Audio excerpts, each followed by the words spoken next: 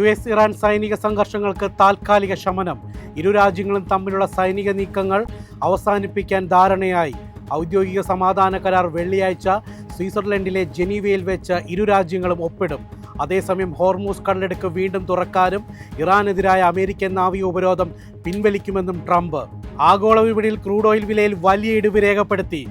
Brent crude വില 4.34% ഇടിഞ്ഞ് $83.54 WTI crude $80.69 വ്യാപാരം.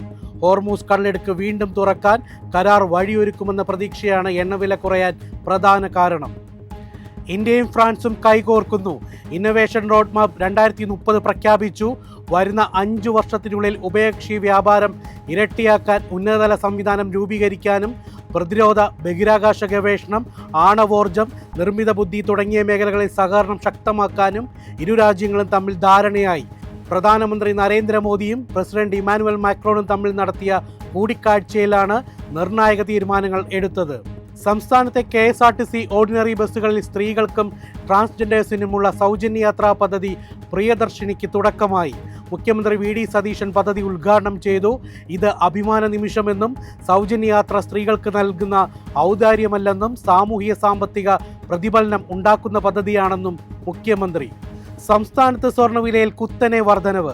ഗ്രാമിന് 225 രൂപയും പവന് 1800 രൂപയുമാണ് ഒറ്റയടിക്ക് വർദ്ധിച്ചത്. ഇതോടെ സ്വർണം ഗ്രാമിന് 13,890 രൂപയായും പവന് 1,11,120 രൂപയായും ഉയർന്നു. 18 കാരറ്റ് സ്വർണ്ണവിലയിലും വർധനവ് രേഖപ്പെടുത്തി.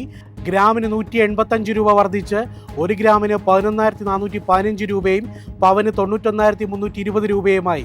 വെള്ളിവില ഗ്രാമിന് 265 രൂപയിലാണ് വ്യാപാരം. എളുപ്പത്തിൽ സമ്പാദ്യം വളർത്താം. ഇന്ന് തന്നെ മൈഫിൻ TV ആപ്പ് ഡൗൺലോഡ് ചെയ്യൂ.